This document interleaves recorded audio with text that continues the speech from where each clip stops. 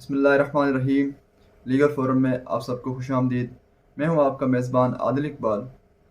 ये law gate के सिलसिले में हमारी तीसरी वीडियो है। पहली दो वीडियोस में हमने कॉन्स्टिट्यूशन लॉ को डिस्कस किया।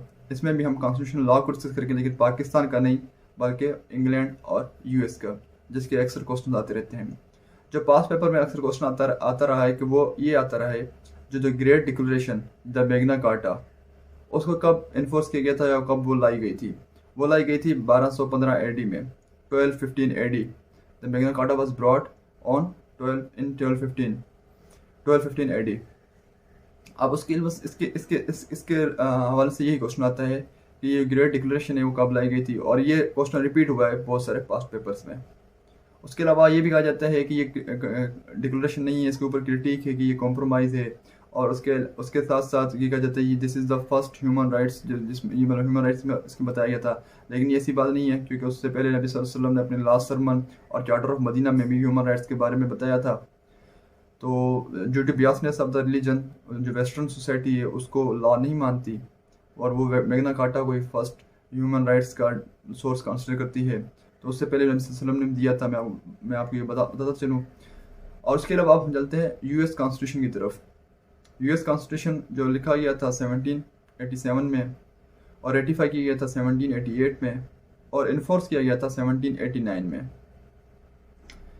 इसकी इंटरेस्टिंग सबसे बात यह है, जैसे कि हमने पढ़ा था अपने पिछली वीडियो में, कि 1956, 1962 और 1973 के कॉन्स्टिट्यूशन है, उनमें 200 से ऊपर आर्टिकल्स लिखे गए हैं।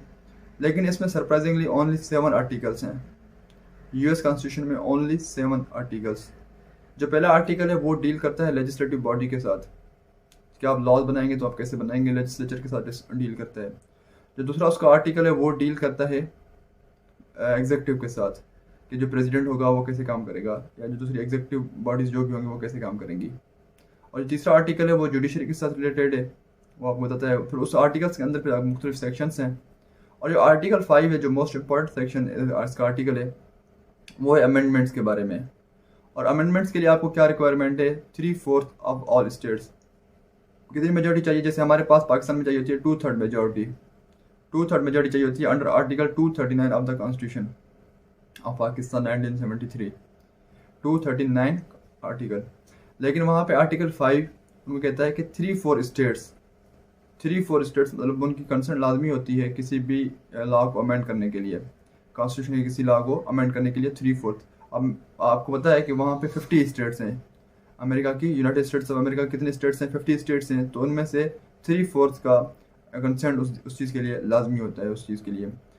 और आज तक 1989 से लेके, जो 1989 में 1789 से लेके 2022 तक, इसमें सिर्फ और सिर्फ 27 अमेंडमेंट्स की गई हैं। ऑन द अदर हैंड हमारे पाकिस्तान के 1973 में कॉन्स्टिट्यूशन आया है, और उसमें अभी तक 26 अमेंडमेंट्स की जा चुकी हैं। जो इसमें फर्स्ट 10 अमेंडमेंट्स हैं यूएस कॉन्स्टिट्यूशन में, वो है बिल ऑफ राइट्स के हवाले से। और ये क्वेश्चन भी आता रहा है कि जो 10 कॉन्स्टिट्यूशन की अमेंडमेंट्स हैं, यूएस कॉन्स्टिट्यूशन की अमेंडमेंट्स, उनको क्या कहा जाता है? उनको कहा जाता है बिल ऑफ राइट्स। अब बिल ऑफ राइट्स उनको क्यों कहा जाता है? क्योंकि वो जो पहले सारी की सारी अमेंडमेंट्स थी, वो किसी न किसी राइट के हवाले से थी, किसी न किसी राइट के रिलेटेड थी। तो इस वजह से उनको बिल ऑफ राइट कहा जाता है। जैसे सबसे पहले जो अमेंडमेंट है वो है freedom of religion, freedom of speech, ठीक है, तो उसके बारे में है। और जो दूसरी चीज़ क्या है, बियर आर्म्स, ठीक है, right to bear arms, weapons वगैरह रखने की, उसके जो राइट्स वगैरह हैं, उसके बारे में थी अमेंडमेंट। तो इस वजह से ये जो सारी 10 अमेंडमेंट्स हैं वो सारी की सारी बिल ऑफ राइट्स कहलाई जाती हैं। वो बिल ऑफ राइट इस वजह से कहलाई जाती हैं कि वो राइट्स किसी न किसी राइट के साथ मुतल्लिक थी। और सरप्राइजिंगली ये सारी की सारी अमेंडमेंट्स एक ही ईयर में पास हुई हैं, 1791 में। First all 10 amendments were passed in the year 1791 AD. और उसके अलावा जो इसका मैंने आपको बताया 3/4 मेजोरिटी आपको चाहिए होती है। जो 727th अमेंडमेंट है, इसकी लास्ट अमेंडमेंट, 27th अमेंडमेंट, आप यकीन नहीं करेंगे, वो प्रपोज की गई थी 1792 में। 1792 में ये 27th अमेंडमेंट को कहा गया था कि इसकी हम क्या करें, इसको अमेंड करें।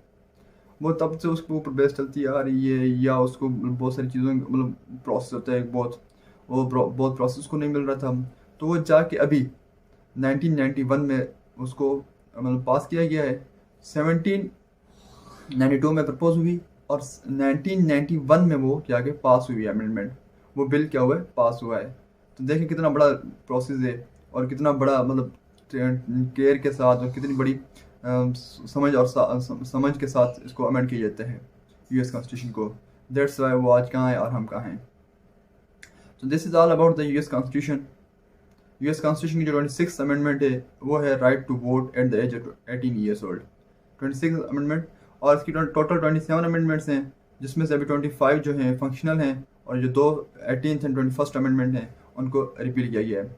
So this is all about the constitution of the USA and about Magna carta. Magna carta के हवाले से सिर्फ एक ही सवाल आता है कि वो कब पेश किया गया था। जो पास्ट पेपर्स जो मैंने देखे हैं उनमें सिर्फ एक ही सवाल रिपीट किया गया है कि मैग्ना कार्टा कब आया था, वो आया था 1215 में। और उसके अलावा जो बिल ऑफ राइट्स, ये कौन से अमेंडमेंट्स हैं, फर्स्ट 10 अमेंडमेंट्स हैं, वो किस हवाले से हैं, बिल ऑफ राइट्स के हवाले से हैं। और ये भी तकरीबन 3-4 मरतबा आ चुका है पास्ट पेपर्स में। Thank you all.